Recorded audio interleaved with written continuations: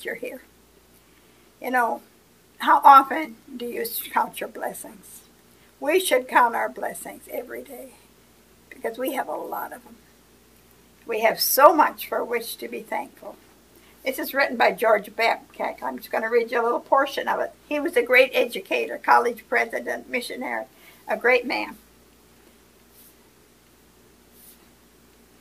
If I read my Bible correctly, we as Christians should constantly be in a state of thanking our Heavenly Father for His countless and ongoing blessings, even so-called little things. For example, do you thank the Lord each morning when you take a warm shower? Oh, I tell you, my shower every morning, I make a beeline for the shower. That's one of the greatest blessings. And my bed at night. Oh, that's wonderful. I thank the Lord for that, big time. For example, do you thank the Lord each morning that you have a warm shower? I do, because I have traveled around the world, visiting many places where I could not get a shower, hot or cold. You should try taking a bath in a wraparound cloth under a village hand pump while the villagers watch. I turned out to be the best entertainment they'd had in many a day. Maybe you would prefer taking a bath out of a bucket while the cobras were inches away, or going into the bathroom only to find a 12-foot python in the tub. On one occasion, when I did find a proper shower, I had to kill the scorpions that were scampering around the shower floor before I could take a luxury shower in cold water. This is why I thank the Lord each morning as I enjoy my warm shower. Well, I never had those experiences, but I really like my shower. In fact, I have a very beautiful walk-in one now. I went to camp meeting, and when I came back, my bathtub was gone, and I had a beautiful walk-in shower because I have I have beautiful children, especially daughter and son-in-law that built that shower, that did that. My children did that while I was gone. Along with the breathtaking landscapes, fulfilling lifestyles, and beautiful people that make visiting other countries so enjoyable, the more primitive conveniences of some regions can be challenging to those of us who are not used to them. I'm thankful for sanitation because I've seen what life is like without it. I'm thankful for a wide variety of food, anything you want almost, because I've experienced what it is like there is very little food to buy. Here in America, we have so many food options that it's astonishing. A lot of stories have been told about that. And most of them are available any season of the year, unlike many places where only 1 or 2 fruits are in season at a time. I clearly remember visiting an orphanage in Romania. We visited an orphanage in Romania about 5 or 10 years ago, in which the children were given 1 piece of fruit a week as a treat. I bought a banana and an apricot for each child, and you should have seen the excitement. Fruit was available, but at a high price. It still is. It costs a lot of money for them to go to that fruit market. The majority of North Americans eat fruit every day and think nothing of it. Do you know that for breakfast we have frozen strawberries, lots of them, every day of our life that I picked? And we have half a banana and half an apple and half a grapefruit. Talk about being rich, that's us. Blessed indeed, besides, and it has a lot of other good things. The majority of North Americans eat fruit every day and think nothing of it. I'm thankful for basic health knowledge. One young mother I met overseas took her sick baby to 5 doctors and got medicine from each one. And then she gave the child, all the medicine from all the doctors at once. When the child died, she sobbed. I tried so hard. I went to all the doctors. My heart ached for her lack of knowledge that had cost her child's life. One time, while visiting a country outside the United States, my son David fell off his bicycle and broke his arm. I took him to the closest hospital, only to find that it had no x-ray department and no technicians, and the only doctor on duty didn't have a clue about how to fix a broken arm. Thankfully, I had become a registered x-ray technician in order to work my way through college. So I found a World War II field x-ray unit and partial pack of film in the hospital shed, dusted them off, and took an x-ray of David's arm. Then I showed the doctor how to hold David's arm while I reduced the fracture and wrapped his arm in plaster. David was the bravest little boy I ever saw as we went through the ordeal without benefit of painkillers, and how thankful I was that I had learned what to do, even though I'd never thought I would ever need that knowledge while I was serving as a college president overseas. And he goes on to tell about that. But anyhow, I thought that was interesting.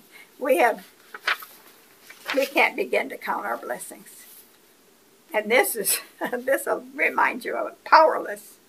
I always believed faith was enough until they turned off our electricity. If you ever had your electricity off because you didn't have money to pay the bill? This is by Rose Bowen. The radio weather forecaster said it was one of the coldest winters in more than 2 decades, 20 years. Checking our big outdoor thermometer, I believed him. As if 10 degrees wasn't cold enough, the wind added insult to injury, made it a lot colder. Our tin roof made metallic popping sounds with each gust. It was only January, but I dreamed of spring and sunshine. A knock at the front door interrupted my daydream. The kids ran to answer, curious as to who would be out in a day like this. I followed them. "Power company, ma'am," said the man at the door. "I'm here to collect for last month's bill." I swallowed the wave of humiliation that threatened my composure. "We don't have the money yet. My husband hasn't found a new job." The 5 little ones gathered around me by the door made the man sympathetic, but he had to do his job. "Real sorry, ma'am, but I have to cut off your power. As soon as you get the bill paid, we'll come right away and get it back on." You know, I have some little friends that maybe someday I'll tell you about them, but they don't have money and they don't, lots and lots of problems. In fact, I will tell you that story someday. But anyway, they come to me to get money for their electric bill often. Big problem. The 5 little ones, okay. In seconds, the radio died. And the house became silent. I closed the front door and turned to see Jerry, my husband, coming through the living room. "What happened?" he asked. "Power company," was all I could squeeze out.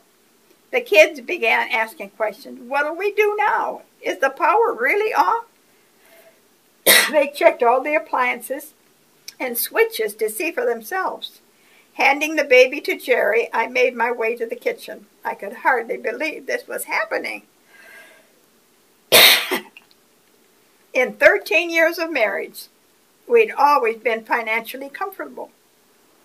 Our goal had been to move to the country and live debt-free. As we prayed, offering the Lord all we had, He opened the way for us. We were thrilled at His leading. Our business sold, and so did our home. Step by step, miracles seemed to lead us. Ultimately, the Lord found us a home on 10 acres in the mountains of southwestern Virginia. It was a dream come true. But no sooner did we move than financial problems began to develop. Jerry's job didn't provide enough to meet our needs, and the income we'd counted on from the sale of our business dried up. In an area already economically depressed, it was very difficult to find work. It seemed that every phone call or piece of mail was a demand for payment from someone. Jerry took odd jobs to extra cash, but wasn't enough. Living debt-free had been exhilarating, but living income-free was no thrill. Having read the story of George Mueller, whose simple trust in God saw his need supplied in marvelous ways, we had decided to live by faith. We would tell no one but God about our needs. The week before, our checkbook showed just enough money to cover our tithe. It was also enough to pay the electric bill. Knowing the tithe wasn't ours to use, we turned it in at church. I believed God would provide, maybe miraculously, as he did for Mueller. When the power company sent the late notice, I imagined some ways God might send the money to pay it. I had faith. But now, with one flick of the switch, my faith was challenged. I'd like to say that I encouraged my husband and children with words of hope. Although the wood stove warmed the inside of the house, my insides were as cold and bleak as the winter landscape. Then, like a hot spring that melts ice, my anger and frustration bubbled to the surface.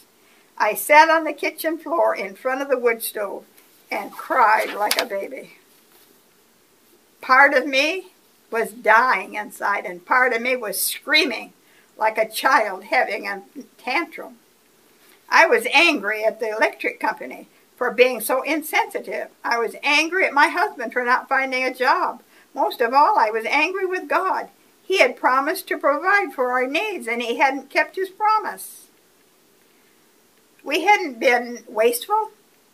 We'd always lived within our means. We'd even returned the tithe to him. Where was the blessing from the windows of heaven? The least he could have done was keep the power on. We wouldn't be much of a witness for him when we couldn't even pay our bills.